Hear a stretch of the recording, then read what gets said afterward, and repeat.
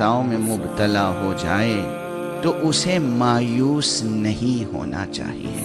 عام طور پر دیکھا جاتا ہے کہ جن سے گناہ زیادہ سرزد ہو جاتے ہیں وہ بڑی مایوسیوں کا شکار ہو جاتے ہیں، ان کی نگاہ میں دنیا تاریک ہو جاتی ہے، وہ اپنی ذات سے مایوس ہو جاتے ہیں، اپنے مستقبل سے مایوس ہو جاتے ہیں، مستقبل انہیں تاریک نظر آتا ہے۔ کل میں گزارش کر چکا ہوں کہ ڈپریشن کیا ہے۔ جنہیں ڈپریشن ہوتا ہے گناہوں کے نتیجے میں، ڈپریشن کچھ نہیں ہے، مستقبل کی تاریکی ہے۔ انسان کو اپنا مستقبل تاریک نظر آتا ہے تو وہ ڈپریشن کا شکار ہو جاتا ہے، اور کچھ بھی نہیں۔ اس مقام پر ایک جملہ یاد رکھیے گا، جب تک سانس کی آمد و شد باقی ہے، جب تک اس سانس کی آمد و شد باقی ہے، اس وقت تک لطف الہی سے مایوس نہیں ہونا چاہیے۔ جب تک اس سانس کی آمد و شد باقی ہے، جب تک آپ کی زندگی باقی ہے، مایوس ہونے کی ضرورت نہیں۔ یہ چیز تو جدید طبی اخلاقیات میں بھی، میڈیکل ایتھکس میں، جب تک کلینیکلی کوئی ڈیڈ نہ ہو جائے، ممکن ہے کہ اس کے سامنے سے دواؤں اور معالجے کا سلسلہ منقطع کر دیا جائے۔ یہاں کوئی مذہب درمیان میں نہیں، اسلام درمیان میں نہیں، کرسچینٹی درمیان میں نہیں۔ عام اطباء،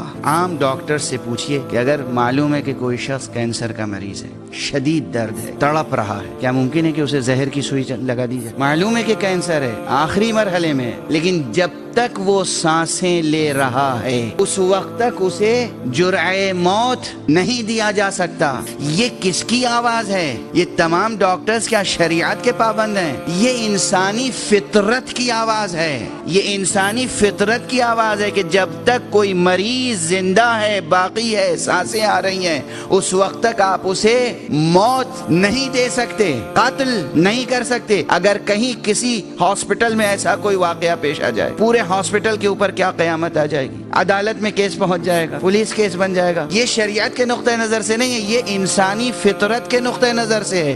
جب ظاہری طور پر سخت سے سخت بیماریوں کے باوجود فطرت مایوس نہیں ہے تو آپ کتنے ہی گناہ کر چکے ہوں، خالق فطرت سے کیسے مایوس ہو سکتے ہیں، پروردگار سے کیسے مایوس ہو سکتے ہیں؟ اس لیے وہ فرما رہا ہے کہ قل یا عبادی الذین اسرفوا، کہہ دیجئے میرے حبیب، اے میرے بندو جنہوں نے اپنے نفس پر اسراف کیا ہے، ظلم کیا ہے، لا تقنطوا من رحمت اللہ، اللہ کی رحمت سے مایوس نہ ہو، لا تقنطوا من رحمت اللہ، ان اللہ یغفر الذنوب جمیعا، اللہ تمام گناہ، تمام ذنوب چھپا سکتا ہے، چھپا لیتا ہے، معاف فرما دیتا ہے، وہ ستار ہے۔ انہ هو الغفور الرحیم، وہاں کہہ دیا ان اللہ، وہاں بھی انہ سے ہے، انہ تاکید کے لیے آتا ہے، انہ تحقیق کے لیے آتا ہے، انہ کسی کلام میں زور پیدا کرنے کے لیے، یقین کا مضمون پیدا کرنے کے لیے آتا ہے۔ بے شک انہ، بے شک، بتحقیق، ان اللہ